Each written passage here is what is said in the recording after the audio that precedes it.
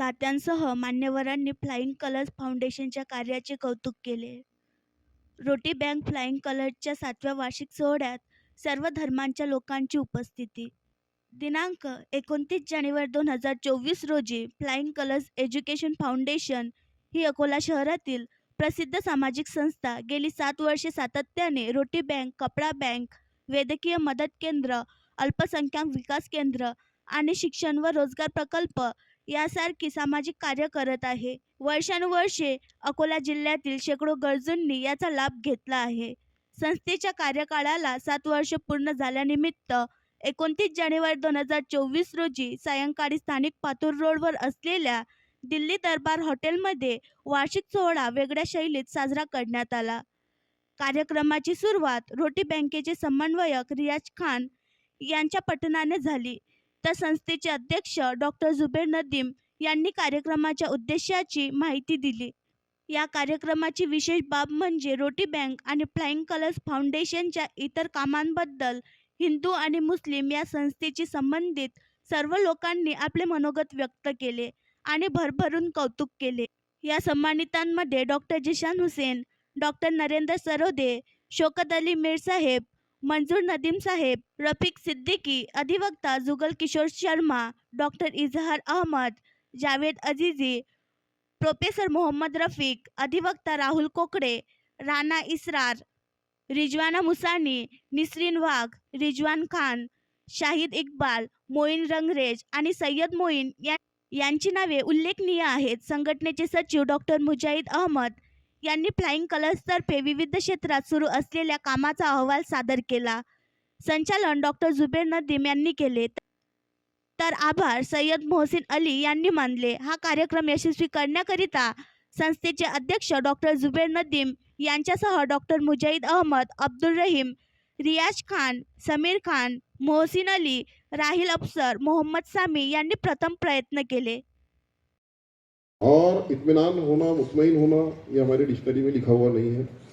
तो मैं be frank बोल रहा हूँ आप लोगों को. अगर किसी को लगता है कि हमने और इस तरीके से काम करना चाहिए, इस तरीके से जो है तो अपने आप को अपग्रेड करना चाहिए, या ये चीज़ होना चाहिए था, तो आप जो है तो बी फ्रैंक जो है तो बोलिए. उससे हमको नाराज़गी नहीं होगी.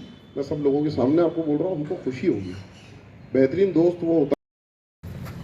मेरे मीडिया के साथ आए हुए शाहिद इकबाल, रिजवान खान, जमीर और सभी साथी, सभी तबके से यहाँ लोग आए हुए हैं. अपने अपने सेक्टर में, अपने अपने डिपार्टमेंट में एक अपना वजूद रखते हैं. मैं मीडिया के सेक्टर में होने से सभी सामाजिक संस्थाओं से मेरे संबंध आते हैं. मैं इस फाउंडेशन के एस्टेब्लिशमेंट का एक गवाह हूँ. 7 साल पहले इसकी नींव रखी गई और उसको बढ़ाने का काम जो आप लोगों ने किया है, उनको साथ दी है. फिर ये शर्मा जी हो या रोहित जी हो या डॉक्टर्स हो, वकील हो और सोशल सेक्टर में काम करने वाले सब लोग हो.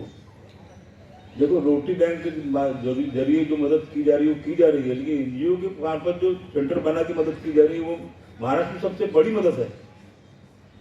आज इतना बड़ा काम करना मिल्लत के लिए, माशरे के लिए, देखो लोग निकलते नहीं है, बाहर निकलते नहीं. ये लोग खुद का काम करके मिल्लत के काम कर रहे हैं. ये तो खाद बांटने मिल्लत ये लोग हैं सब.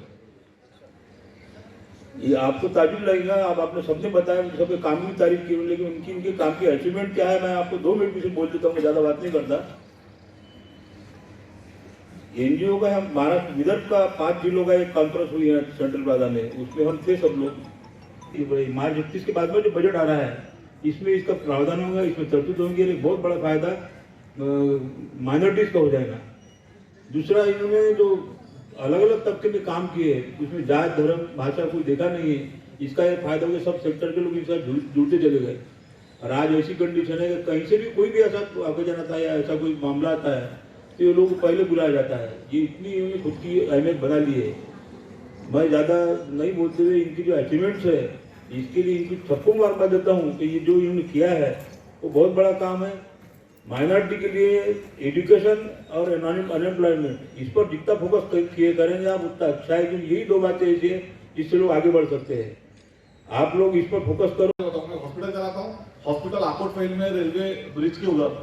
तो रफीक भाई अक्सर ऐसा होता है कि आते आते भी कहा कि मुझे फोन आता है कि हमारे पेशेंट ऐसा ऐसा है, उनके पैसे खत्म हो गए, काम करके हम उनको खाते में लाके भर्ती कर रहे हैं। तो ये होने के बाद में पेशेंट एडमिट होता है, पेशेंट फाइनेंशियली एग्जॉस्ट हो जाता। कई बार ऐसा होता है कि पेशेंट के हालात इतने खराब रहते हैं बाहर गाँव से कि उनको खाने के लिए भी उनका उसका इंतजाम ना रहे। और ऐसे उसमें कई बार मैं जब राउंड पे जाता हूँ तो मैंने आज तक कभी किसी को बोला नहीं, लेकिन शायद ही ऐसा कोई दिन गया होगा जब रोटी बैंक की तरफ से वहां पर खाना पेशेंट को दिया गया। तो ये जो खाने की जो बात है, वैसे कई देहातों से पेशेंट आते हैं, किसी का नाम पूछ के, किसी का मजहब पूछ के, किसी का जात पूछ के खाना नहीं दिया जाता है। और जो लोग दूसरे लोग जो अकोला के बाहर से आते हैं, जो मुस्लिम छोड़ के भी दूसरे रहते हैं, वो ये सब देख के काफी उससे इन्फ्लुएंस भी होते हैं कि इतना अच्छा काम रोटी बैंक के जरिए यहाँ से चल रहा है। कई बार ऐसा होता है कि मुझसे पूछ के लेके जाते हैं कि ये लोग कौन है जो काम कर रहे हैं। देखिए,